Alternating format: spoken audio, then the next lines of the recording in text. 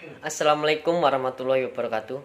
Saya Aditya Iqbal Maulana dari kelas Peternakan C dengan nomor NPM 19 10 70 10 85. Di sini saya akan menjawab soal pertanyaan UTS Bahasa Indonesia untuk peternakan A dan C. Di sini saya akan menjawab untuk soal nomor pertama, yaitu jelaskan perkembangan bahasa Indonesia hingga menjadi bahasa resmi kenegaraan hingga saat ini. Menurut saya, bahasa Indonesia resmi berlaku sejak tanggal 28 Oktober 1928, di mana pada tanggal tersebut para sumpah pemuda dari seluruh pelosok Nusantara berkumpul dan berikrar sumpah pemuda. Pada awalnya, bahasa Indonesia berasal dari bahasa Melayu yang merupakan bahasa perantara atau pergaulan. Awalnya, Kerajaan Sriwijaya menggunakan bahasa Melayu kuno untuk perantara dan dengan kerajaan lain. Hal ini dibuktikan dengan adanya prasasti Kedukan Bukit di Palembang berangkat tahun 683 Masehi. Untuk nomor 2, dengan soal mengapa kita perlu mempelajari bahasa Indonesia pada program studi peternakan. Menurut saya, karena bahasa Indonesia merupakan bahasa resmi dari Indonesia sendiri. Dan mengapa bahasa Indonesia digunakan dalam mata kuliah peternakan? Karena dalam mata kuliah peternakan memang harus mempelajari bahasa Indonesia karena bahasa Indonesia adalah lambang dan ciri dari bangsa Indonesia itu sendiri, serta bahasa Indonesia memiliki peranan penting dalam komunikasi serta pengantar beberapa hal yang menggunakan tulisan, baik itu laporan hasil penelitian, laporan hasil pengamatan, atau artikel sebagainya harus menggunakan bahasa Indonesia yang baik dan benar. Untuk nomor 3, dengan soal jelaskan alasan bahasa terpelajar tergolong dalam bahasa ragam resmi.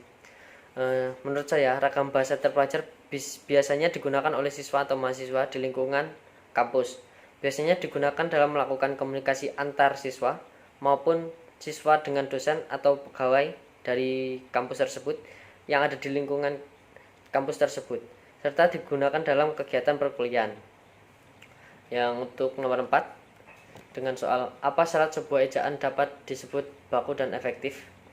Yang pertama adalah menggunakan tanda baca yang benar, menggunakan huruf kapital yang benar, gagasan padu, lalu logis, tidak ambigu, lalu ejaan yang tepat, lalu strukturnya paralel jelas. Untuk nomor 5, dengan soal apa yang Anda ketahui tentang unsur serapan dalam bahasa Indonesia? Sebutkan 5 unsur serapan yang digunakan dalam bidang peternakan.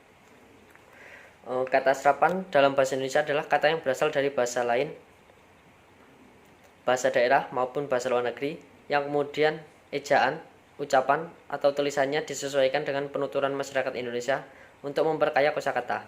Contohnya seperti ongol, yaitu sapi peranakan ongol, efisiensi, laktas atau laktasi, vivipars atau vivipar, inventars atau inventaris. Yang keenam, sebutkan dan jelaskan pola kalimat sempurna utuh dalam bahasa Indonesia.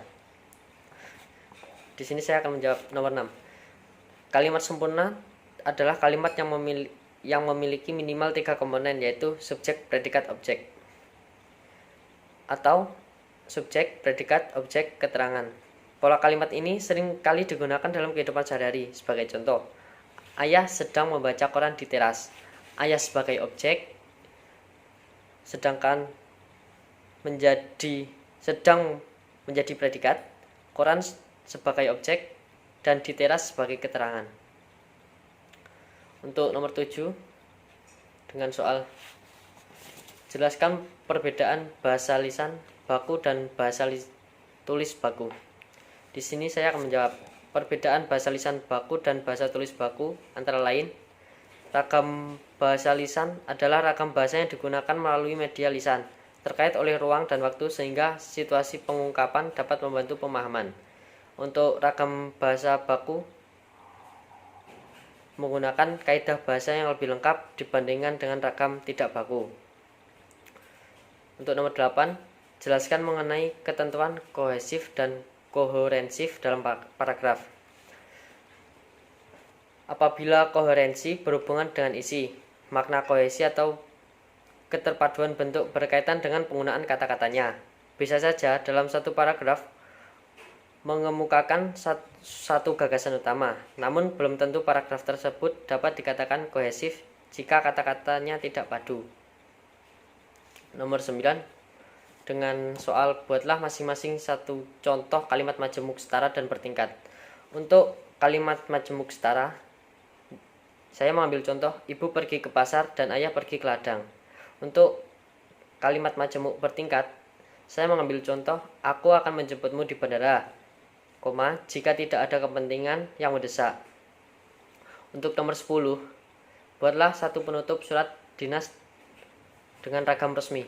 Di sini contohnya, demikian surat permohonan ini kami ajukan. Kiranya Bapak berkenan mengabulkan permohonan tersebut demi mendukung pelaksanaan kegiatan file study SMA Negeri 8 Projo. Atas perhatian Bapak, kami ucapkan terima kasih. Nah, di sini untuk uraian luas yang membahas novel dan seterusnya, saya mengambil contoh dari novel aku berdasarkan perjalanan hidup dan karya penyair Khairul Anwar, dapat dilihat di sini ya, dengan penulis Sujuman Dwijaya ya.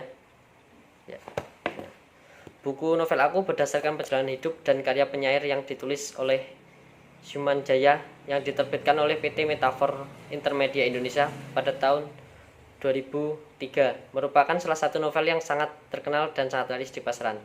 Tafsiran, alur cerita kehidupannya menceritakan bahwa dia adalah sosok penyair yang fenomenal. Hal itu tidak didapatkan begitu saja olehnya. Meminjam kata-kata Iwan Fals bukan tujuan yang dicari, tapi prosesnya. Itulah yang dilakukan oleh Khairil dalam hidupnya.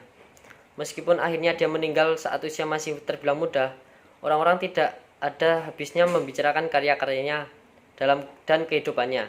Dia mampu menghilangkan kekuatan terhadap Jepang kala itu dan mengubahnya menjadi senjata untuk kreatif dalam kata-kata sajaknya. Proses hidup yang terus dijalani mampu memberikan cerminan realitas diri pada saat itu. Hidup yang tidak monoton, berliku-liku, dan tidak mudah ditebak dan penasaran. Untuk evaluasi, kelebihan dari buku ini adalah bahasa yang disajikan dapat membuat para pembaca terhanyut dalam kisah yang diceritakan. Buku ini menceritakan bagaimana Khairil Anwar yang membuat semangat membara para pejuang melalui karya-karya penyair yang membuat pemerintah Jepang menjadi ketakutan. Untuk rangkuman, dengan mengesampingkan kekurangan dari buku ini, diharapkan para pemuda atau muda-mudi sekarang agar bisa membaca novel ini. Novel ini mengajarkan kepada kita agar pantang menyerah dalam semua hal. Ini novelnya, dari covernya sudah menarik. Ya, sekian. Terima kasih. Bila ada kesalahan, wabillahi taufik wal hidayah. Wassalamualaikum warahmatullahi wabarakatuh.